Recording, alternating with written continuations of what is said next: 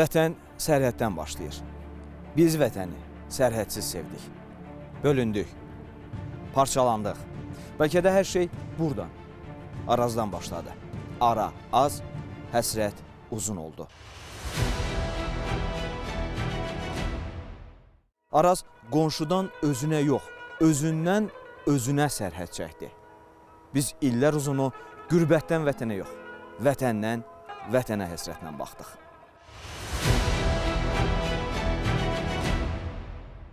Böyük güclərin geosiyasi maraqları, onların və maşalarının Azərbaycana qarşı ərazi iddiaları, soyqırım cinayətləri və tarixin müxtəlif dönəmlərində Araz boyunda törədilən qətliamlar. Tarixin silinmək istənilən, lakin silinməyən ləkələri. Qətiyyən sınmadıq, əyilmədik. Şərqin ilk demokratik cümhuriyyətini yaratdıq. Lakin hürriyyət sevdamız çoxlarına dərd oldu. Yenə də istilalar, deportasiyalar, repressiyalar, qətliamlar başladı. Yenə də fərqli obrazlar, yenə də fərqli, lakin eyni niyyətli senarilər. İsti dənizlərə yenmək istəyənlər görünürdə 70 il. Əslində isə 200 ilə yaxın bir dövr ərzində Azərbaycana göz açmağa imkan vermədilər. Göstərilən dırnaqarası səbəblər nəticəni dəyişmədi. İdeologiyalar burulğanında yuvarlanan Azərbaycan xalqının azadlıq eşqi zaman keçdikcə daha da alovlandı. Və uzun sürə sonra xalqımız yenidən hər şeyin başladığı yerdə, yəni sərhəddə dayandı.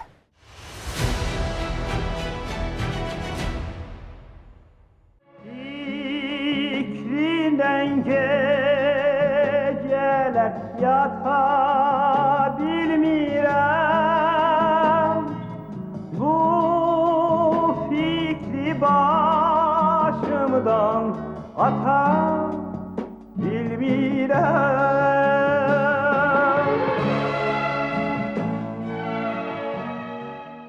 İki əsrə yaxın bir müddətdir ki, bizim torpaqlarımız Rusiya tərəfindən işğal olundu və bunu da ki, təbii ki, bir mərhələlər bölmək lazımdır. Bir, Çar Rusiyası tərəfindən torpaqlarımızın işğal altına düşməsi və ondan sonra Sovet Rusiyasının rəhbərliyi altında yeridilən, baş verən bir müdaxilə, gerçəkləşdirilən bir müdaxilə.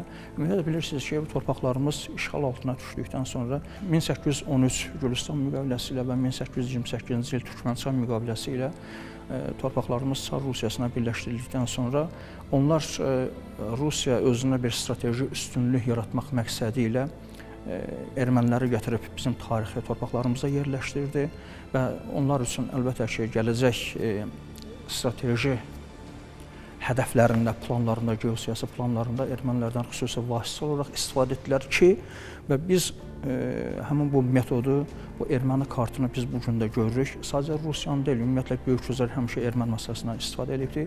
Sonraki dönəmlərdə baş verən deportasiya fəaliyyətləri və bu kimi məsələlərə baxdıqda görürük ki, həqiqətən bizim xalqımız faciəli məqamlarla rastlaşıbdır. Amma ən azından bizim xalqımız 1918-20-ci illərdə öz azadlığını əldə etdi, istiqlaliyyətinə qovuşdu.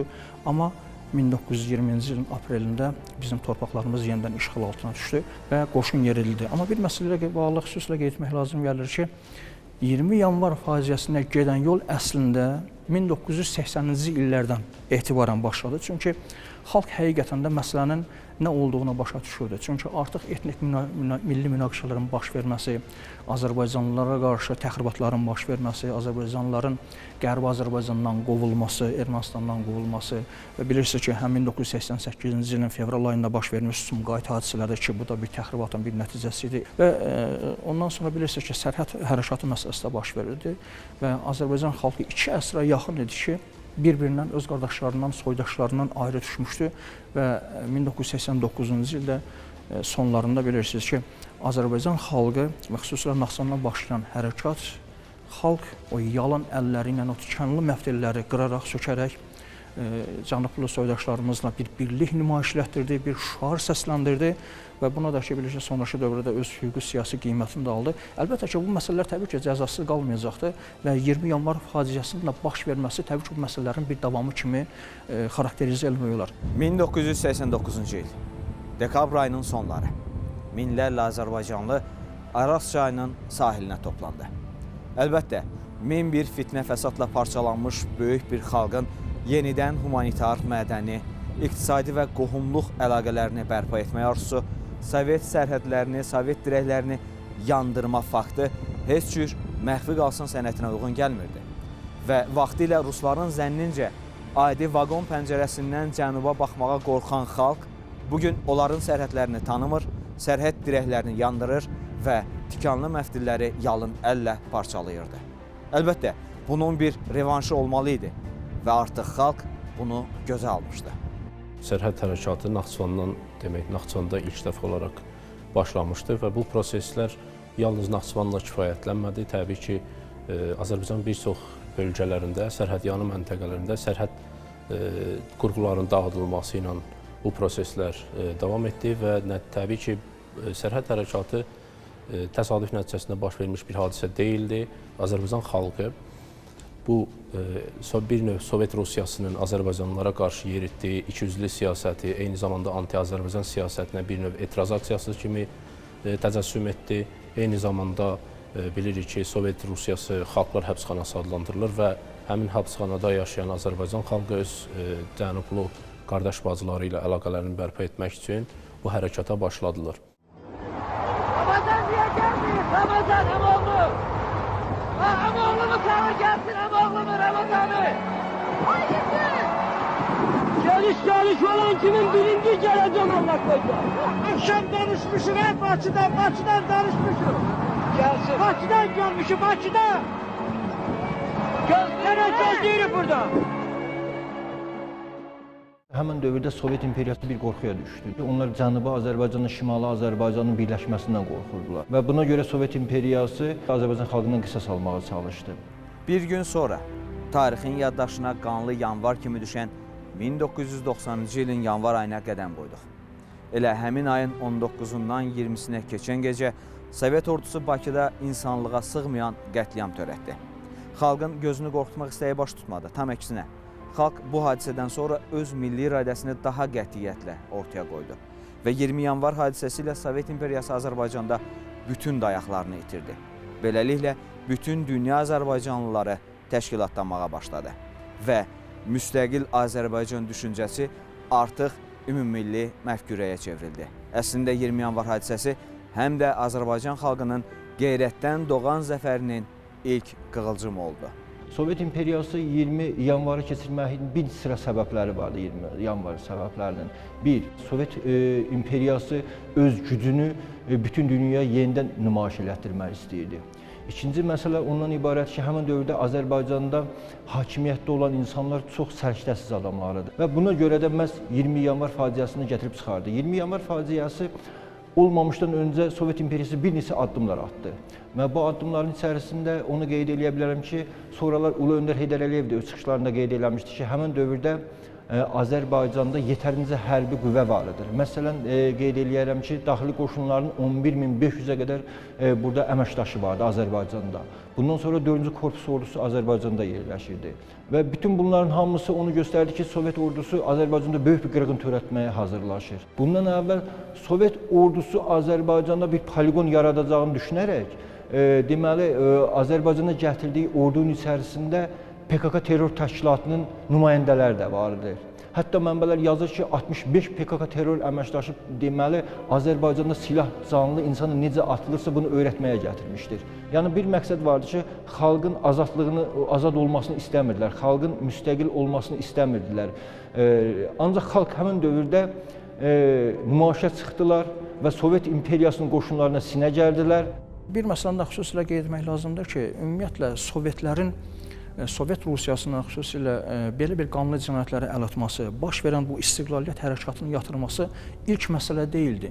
Çünki tarixin müəyyən o mərhələlərində və xüsusilə soyuq müharibə dövründə bu rejimi sevməyən Şərqi Avropa ölkələrində, deyək ki, Macaristanda baş verən üsyan var, Polşada baş verən üsyan var, Almaniya Demokratik Respublikasında Sovet rejiminə qarşı və ya sosializmə qarşı baş verən üsyanlar və xüsusilə Çexoslovakiyada baş verən üsyanlar və bu üsyanların içərisində, bu qiyamların içərisində 1956-cı il Macarıstan qiyamı olsun və 1968-ci ildə Çexoslovakiyada baş verən bir qiyam olsun ki, bu tarixə Praqa baharı kimi düşmüşdü və bütün bunlar nə ilə nəticələndi? Yenə də ağır hərbi texnikaları vasitəsilə həmin ölkələrə, həmin bölgələrə demək Rus ordusunun, Sovet ordusunun yeridilməsi və xalqı qətliama məruz qoyması və burada bilirsiniz Brejnev doktrinasına xüsusilə toxunmaq lazım gəlir. Brejnev doktrinasının əsası da bundan ibarətdir ki, əgər Sovet sosialist düşərgəsinin hər hansı bir yerində baş verən və sosialist düşərgəsində yer alan dövlətlərdən, ölkələrdən hər hansı birində sosializmə qarşı bir qiyam baş verərsə, SSR-nin rəhbərliyi altında digər sosialist düşərgəsinin digər üzvləri həmin o qiyamın baş verdiyi ölkəyə hərbi müdaxilə yeridə bilər. Əlbəttə ki, bu məsələlərdən sonra Brejnev doktrinasını Qarbaçov modeli əvəz etdi. Biz belə bir fikirləşirdik ki, Qarbaçov modeli yenidən qurma, aşkarlıq prinsipləri əsasında xalqların öz müqəddəratını təyin etməsinə şərait yaradacaqdır. Tarix göstərdi ki, həqiqətən Qarbaçov bu modeli ortaya atsa belə yenə də əvvəlki ənənəvi prinsiplərindən və cəzalandırma metodlarından əl çəkməyibdir. Çünki Azərbaycanda baş verən o yanvar faciəsi də bu şəkildə, yəni ağır hərbi texnika vasitəsilə Sovet ordusunun Bakıya göndərilməsi və xalqı cəzalandırması bu təbii ki, cəzalandırma metodlarından biri idi və xalqın əzmini, istiqlaliyyətini əzmək məsələlərindən biri idi. 20 yanvar hadisələrinin təfərrüatlarını hər bir azərbaycanlı bilməli və unutmamalıdır. 1990-cı ilin yanvarın 19-dan 20-sinə keçən gecə birbaşa Sovet İttifaqı Kommunist Partiyası Mərkəzi Komitəsinin baş katibi Mixail Qarbaçovun əmri ilə SSR Müdafiə Nazirliyi, Dövlət Təhlükəsizlik Komitəsi və Daxili İşlər Nazirliyinin qoşun hissələri Bakıya və Azərbaycanın bir neçə rayonuna yeridilib, dinc əhali ağır texnikadan və müxtəlif tipli silahlardan atəşə tutularaq kütləvi qətlə yetirilib. Sovet ordusunun xüsusi təyinatlı dəstələrinin və daxili qoşunlarının iri kontingentinin Bakını zəbt etməsi xüsusi qəddarlıq və misli görünməmiş vəhşiliklə müşahidə edilib. Bakı əməliyyatı, düzdür, bu dünya gördü ki, burada kim günahkardır, kim cinayətkardır. Burada həm yerli məsələlər, həm xarici məsələlər var. Əlbəttə ki, bu Bakı əməliyyatına birbaşa rəhbərlik edənlər SSR-nin Müdafiə Naziri Dmitri Yazov, SSR-nin Daxili İşlər Naziri Vadim Bakatin və SSR Dövlət Təhlükəsizlik Komitəsinin sədrinin müavini Babkov buna rəhbərlik edirdilər və birbaşa onların əmri altında Azərbaycanda bu qanlı cinayətlər törədildi. Hətta bir məsələni qeyd edeyim ki, həmin dövrdə çox təəssüf ki, Avropa ölkələrinin heç biri, hətta Böyük Britaniya, İtaliya Xarici İşlər Nazirləri səviyyəsində belə bir bəyanat verirlər ki, bu SSR-nin öz daxili işidir. Biz SSR-nin daxili işinə müdaxilə eləmirik. Yəni, bu da onu göstərir ki, xristian təsvibkeşliyi bürüzə verdiyini görürük. Qarbaçov çıxışlarında qeyd elədi ki, həmin dövrdə Azərbaycanda bir sıra ekstremistlər və İslamçılar və yaxud da terrorçular mitinqə çıxıb, nümayişə çıxıb, ölkədə çevriliş törətmək istəyirdir. Buradan sual vermək olur ki, orada öldürülən 14 yaşında, 13 yaşında uşaqlar, məsələn, Larissanı misal gətirmək olar ki, bunlar həqiqətən də ekstremistləridir, bunlar həqiqətən də İslamçılarıdır, bunlar həqiqətən də terrorçulardır. Ancaq bunların heç biri terrorçular və yaxud da təcili yardım maşınına atəş açılması və yaxud da bir vətəndaşa 21 dənə avtomat gülləsinin vurulması, bu onu göstərir ki, bunlar terrorçular. Yəni, bunlar bir vətəndaşa 21 dənə avtomat gülləsinin vurulması onu göstərir ki, bunlar bir qisas almaq istəyir Azərbaycan xalqından. Bir özünün döyüş meydanında bir nümayiş elətdirmək istəyirdi. Yəni, SSR dövləti hələ də vardır, bunu göstərmək istəyirdi. 3 il müddətində, daha doğrusu 3 komanda Azərbaycanda siyasi hakimiyyətə gəlsə də, bu məsələyə öz münasibətini bildirmədi və yaxud da yarımçıq bu məsələ ilə bağlı məsələləri şərh etməyə başladılar. Bunun səbəbi var idi. Bu dövrdə həm Sovet rəhbərliyi bu məsələdə günahkar idisə, digər tərəfdən isə Azərbaycan rəhbərliyi də bu məsələdə birbaşa iştirakçı olmuşdu. Bütün dünyanın gözü qarşısında baş verən cinayətə, bir sıra konvensiyaların, beynəlxalq bəyannamələrin, insan hüquqlarına dair aktların pozulmasına nədənsə hüquqi qiymət verilmədi. 20 yanvar faciəsinə ilk dəfə hüquqi qiymət verən Ulu Öndər Heydər Əliyev oldu. 1990-cı il 21 yanvar tarixində Sovet rejiminin bütün qadağalarına rəğmən öz həyatını təhlükə qarşısında qoyaraq Azərbaycanın Moskvadakı daimi nümayəndəliyinə gələn Ulu Öndər Heydər Əliyev 20 yanvar faciəsinin təşkilatçılarını bütün dünya ictimaiyyəti qarşısında ittiham etdi, cəsarətli bəyanat verdi. Bu məsələlər öz etirazını bilirsiniz ki, Kremlin mərkəzdə Moskvada Ulu Öndər Heydər Əliyev Moskvadakı Azərbaycan daimi nümayəndəliyinə gedərək öz etiraz səsini bildirdi və bunun bir faciə olduğunu, cinayətkarların cəzalandırılması məsələsi ilə bağlı bəyanatla çıxış elədi. Moskvadan kənara çıxmasına qadağalar var idi və hətta onun Azərbaycanda onun belə gəlməsini həzm eləməyənlər, istəməyən qüvvələr də vardı.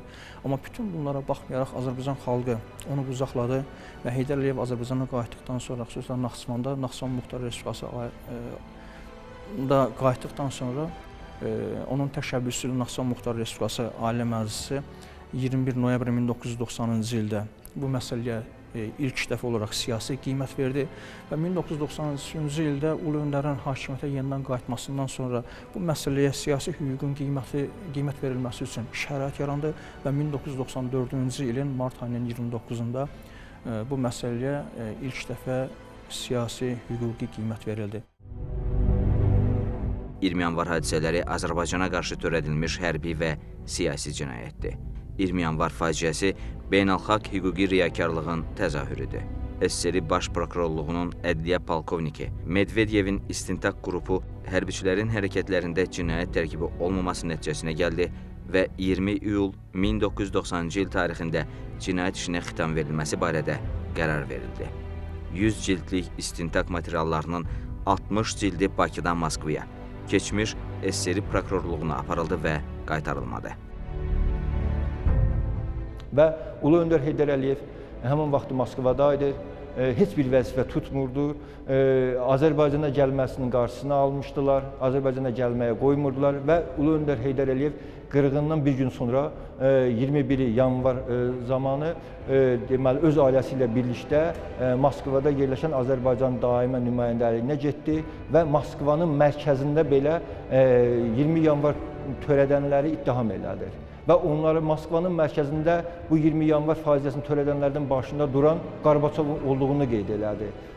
Vəzirovu günahlandırdı. Yəni bu dövrdə təsəvvür edirsiniz, SSR vardır, hələ bir gücdür və onun mərkəzində onun rəhbərliyini günahlandırmaq, bu şeydə ittiham eləmək çox böyük cəsarət tələb edirdi və bunu da məhz Ulu Öndər Heydər Əliyev bacara bilərdi. Ümumilli lider Heydər Əliyevin təşəbbüsü ilə Naxçıvan Muxtar Respublikasının Ali Məclisi 20 yanvar faciəsinə ilk siyasi hüquqi qiymət verən 21 noyabr 1990-cı il tarixli qərar qəbul etdi. Ulu Öndər Heydər Əliyev dövrün mürəkkəbliyinə baxmayaraq tariximizin şanlı və qanlı səhifəsi sayılan 20 yanvar faciəsinin baş vermə səbəbləri və günahkarların araşdırılması ilə də məşğul oldu. Məhz Ulu Öndərin təşəbbüsü və göstərişi ilə 1994-cü ilin mart ayının 29-da parlament 1990-cı il yanvarın 20-sində Bakıda törədilmiş faciəli hadisələr haqqında qərar qəbul etdi. Beləliklə də 20 yanvar faciəsi məhz Ulu Öndər Heydər Əliyevin prinsipial və ardıcıl mübarizəsindən sonra öz siyasi hüquqi qiymətini aldı. 20 yanvar tariximizə, 20 yanvar hadisələrinə ilk və siyasi, diplomatik və Azərbaycançılıq tarixində ən böyük qiymətin verən də Azərbaycan xalqının ümumilli lideri Heydər Əliyev idi. Heydər Əliyev SSR rəhbərliyindən uzaqlaşdırıldıqdan sonra Moskvada yaşadığı dövrdə baş verən qanlı cinayətlərdən bir gün sonra, yəni 90-cı ildə yanvar ayının 21-də Moskvada Azərbaycan nümayəndəliyinə gəlmiş və burada bəyanatla çıxış edir.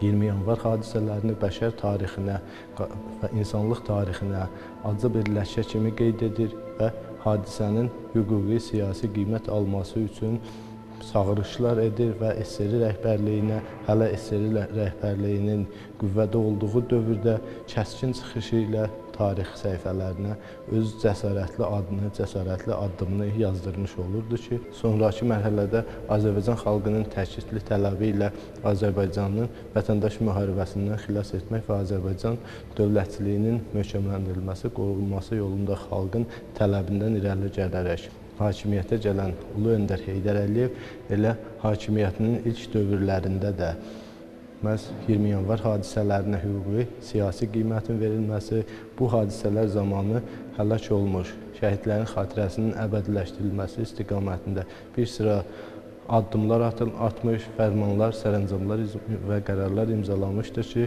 bu da Ulu Öndərin öz doğma xalqına qarşı törədilən bəşəri cinayətə qarşı susmayan, barışmayan və kəskin mövqeyinin ifadəsi kimi bu gün tarixşünaslığımızda diqqət mərkəzində saxlanılmalıdır. Daha sonraki mərhələdə Ulu Öndər Heydər Əliyev bir neçə dəfə, bir neçə platformada bu məsələni dilə gətirmişdir. Xüsusən 1991-ci ildə demək, Azərbaycan Ali Sovetin Rəyasət Heyətinin iclasında bu məsələ ilə bağlı məlumat vermişdir və günahkarların cəzaların tapması ilə bağlı demək, fikirlərini səsləndirmişdi. Sonraki mərhələdə 1994-cü ildə Azərbaycan Respublikasının parlamentinə təklif irəli sürdü və daha doğrusu bu məsələnin hüquqi siyasi qiymətin verilməsi ilə bağlı yeni bir mərhələnin başlandığını elan edildi. 4 illik 20 yanvar hadisəsinin 4 illiyi münasibəti ilə dövlət tədbirlərinin həyata keçirilməsi və bu məsələyə tam siyasi hüquqi qiymətin verilməsi üçün göstəriş verilmiş oldu. İmperiyanın dağılması ilə Sovet sərhədləri Arazın sahilindən şimala doğru xeyli gerilədi və nəticədə Rusların Cənubi Qafqaza nəzarət mexanizmi də sarsıldı. Bu mexanizmi bərpa etmə niyyəti ilə ortaya bir daha xristian, daha dəqiq desək erməni kartı sürüldü. Qarabağda işğal dalğası daha da geniş vüsət aldı. Onsuz da siyasi hərsməçliyin, çəkişmələrin hökm sürdüyü ölkədə ictimai-siyasi, sosial durum daha da gərginləşdi. Ancaq xalq hər şeyi görür, dərk edir, anlayırdı. Xalq anlayırdı ki, yeganə nicat yolu Ulu Öndərin ətrafında sıx birləşməkdir. Bir məsələdə xüsusilə getmək lazımdır ki, məsələlər sadəcə Bakı ilə məhdudlaşmırdı. Azərbaycan digər rayonlarında da bu kimi qırğınlar baş verdi. Hətta Naxçıvanda belə sədrək tərəfindən hücumların baş verməsi, yəni paralel şəkildə həm Sovet ordusunun Azərbaycana müdaxiləsi, eyni zamanda ermənilərin də fürsətdən istifadə edərək Azərbaycan torpaqlarını ələ keçirmə təşəbbüsü və bu məsələ, bir məsələdə getmək lazımdır. Bu məsələ sonrakı cəzalandırma metodu, sonrakı mərhələlərdə davam edə bilirsiniz ki, xalq öz istiqlaliyyətini qazansa belə 1990-cı illərdən başlayaraq Azərbaycan torpaqlarının 20%-nin işğal altına düşməsi, bu da Sovet Rusiyasının davamlı olaraq Rusiyanın yenidən ənənəvi siyasətinin bir parçası kimi də dəyərləndirmək lazımdır ki, Ermənistana dəstək verdi və hətta Rus ordusunun da 366-cı diviziyanın həm Qaradağlıda, həm Xocalda törətdiyi cinayətlər ermənilərlə yanaşı, yəni Rus ordusunun da burada iştirak etməsi, bütün bunlar həqiqətən də bilinməlidir. Proseslər gedişatında təbii ki, o dövrdə 90-cı illərin əvvəllərində ilk öncə baş vermiş proseslər, o dövr ki, rəhbərliyinin müəyyən atdığı demək, yanlış siyasət, yanlış addımlar nəticəsində Azərbaycan bir sıra ərazilərini itirməklə qalmış oldu və sonraki dövrdə bilirik ki, Ulu Öndər Heydər Əliyev 93-cü ildə fəaliyyətə başlayandan sonra Azərbaycanda rəhbərliyə gəldikdən sonra bu məsələyə, ermənilərin işğal prosesi müəyyən qədər səngimiş oldu və sonraki dövrdə məhz atəşkəsin imzalanması ilə ermənilərin işğal prosesi dayandırılmış oldu. Məhz Ulu Öndər Heydər Əliyev yaxşı başa düşürdü ki, öz ərazilərimizi geri qaytarmağımız üçün məhz düşünülmüş, uzaqgörən siyasəti həyata keçirməklə və eyni zamanda Azərbaycan iqtisadiyyatını gücləndirməklə bu prosesləri demək, yenidən Azərbaycan xeyrinə dəyişmək olar və bunun üçün də bir sıra addımlar atıldı. Təbii ki, Azərbaycan iqtisadiyyatının güclənməsi, Azərbaycan ordusunun güclənməsi sahəsində işlər görülməyə başladı və növbəti mərhələdə isə məhz Ali Baş Komandan İlham Əliyev cənablarının məhz Ulu Öndər Heydər Əliyevin yürütdüyü siyasətin davamı olaraq Azərbaycanda əsasən diplomatik fəaliyyətin genişləndirilməsi, qonşu müttəfiq dövlətlərlə əsasən demək, fəaliyyətin daha çox intensivləşməsi, Azərbaycan artıq dünyada, xüsusən beynəlxalq aləmdə nüfuz sahibinə çevrilən bir ölkəyə çevrildi və nəticə etibarilə artıq zaman yetmişdi. Amma bu yalnız Azərbaycan bütün platformalarda səsləndirirdi ki, biz müharibə yolu ilə bu Dağlıq Qarabağ məsələsini həll etmək istəmirik, sülh yolu ilə həll etmək istəyirik. Lakin təəssüflər olsun ki, Ermənistan rəhbərliyi eyni şəkildə 90-cı illərdəki siyasətini davam etdirməyə başladı və nəticə etibarilə Azərbaycan əks-hücum əməliyyatına keçərək demək, Dağlıq Qarabağ ərazilərini erməni işğalından azad etmiş oldu. 20 yanvar hadisələri həm də Azərbaycanın suverenliyi, müstəqilliyi və ərazi bütövlüyü uğrunda mübarizədə xalqın öz xilaskarına qovuşmasına səbəb oldu. 20 yanvar faciəsinin yaratdığı ictimai-siyasi reallıq və Ulu Öndərin xilaskarlıq missiyası müstəqil Azərbaycanda zəncirvari düşünülmüş, qətiyyətli, böyük zəfərə qovuşduracaq tarixi proseslərə təkan verdi. Ulu Öndər ideyalarını uğurla davam elətdirən ölkə prezidentinin uğurlu siyasəti, uğurlu strategiyası nəticəsində 20 yanvar şəhidlərinin və 20 yanvar hadisələrinin tariximizdə yenidən araşdırılması, öyrənilməsi və yeni nəslə çatdırılması sahəsindəki strateji addımları məhz Azərbaycan xalqının bu tarixin qanlı səhifəsindən ibrət dərsi alaraq qüdrətlənən Azərbaycan ordusunun timsalında zəfər tariximizdə şanlı səhifələr yazmasına gətirib çıxaran siyasi, diplomatik, hərbi uğurlar sırasında məhz dövlətimizin həyata keçirilən siyasəti, məhz zəfər tariximizdə bu torpaqlar uğrunda qanını qurban verən insanların məhz şəhid olduğu, qanlarının axdığı torpaqların geri qaytarılması və Azərbaycan dövlətçiliyinin, Azərbaycan dövlətinin, Azərbaycan ordusunun gücünü dünya ictimaiyyətinə bir daha çatdırılması baxımından xüsusi əhəmiyyət daşıyırdı. Əslində 44 günlük vətən müharibəsində zəfərə doğru gedən Azərbaycan, qüdrətli Azərbaycan ordusunun, Azərbaycan gəncliyinin, Azərbaycan insanının qürur mənbəyi, Azərbaycan insanının məhz qələbə əzmi 20 yanvarda susdurulmağa çalışılan Azərbaycan cəmiyyətinin, Azərbaycan insanının, Azərbaycan dövlətçiliyinin məhz qələbəyə doğru ilk zəfəri, ilk etiraz səsi ilə həmahəng kimi səslənə bilər. Üzərindən illər keçməsinə baxmayaraq belə bir fikir formalaşmışdır ki, və ya şübhə altındadır ki, Azərbaycan gəncliyi hansı düşüncədədir, bu vətənpərvərlik həqiqətən də bizdə itibmi, sönübmü? Amma tarixin o gedişatı göstərdi ki, həqiqətən də Azərbaycan gəncliyində o vətənpərvərlik hissləri daha da güclüdür. Bu da ki, əlbəttə ki, Azərbaycançılıq ideologiyası ilə bağlı məsələlərdir. Çünki o Azərbaycançılıq ideologiyasının o təsiridir ki, bugün Azərbaycan gəncliyində həqiqətən vətənə bağlılıq, vətən sevgisi var. Bugün baxaq, dünyanın əksər ölkələrində dünya gəncliyi əslində bir təhdid altındadır. Bugün qloballaşma adı altında və Qərbin yeritmiş olduğu o mondializm kimi, o westernizasiya kimi o şuurların bütün dünya gəncliyinə ötürmüş olduğu o siqnallar, siz təsəvvür edin ki, bu şuurların, bu şüarların təsiri altında bütün dünya gəncliyi əslində o hisslərdən məhrum olubdur. Amma Allahımıza şükürlər olsun ki, Azərbaycan gəncliyi bu mondializm kimi, bu westernizasiya kimi bu şüarların təsirində olmayıbdır.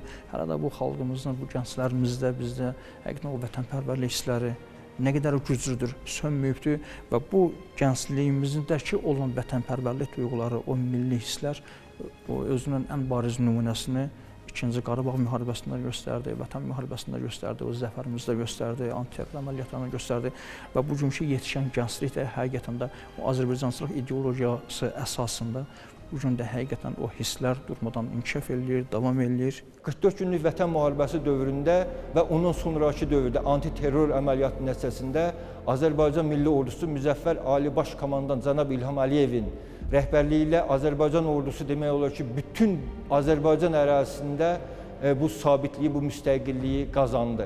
Belə deyim, Azərbaycan bayrağı Xankəndində dalğalandı, Azərbaycan bayrağı Şuşada dalğalandı və deməli Azərbaycan suverenliyi bütün Azərbaycan bölgəsini əhatə eləməyə başladı. Və həmin şəhidlər də demək 20 yanvar faciəsi zamanı əkilən toxumların düzəlməsinə şərait yaratdı.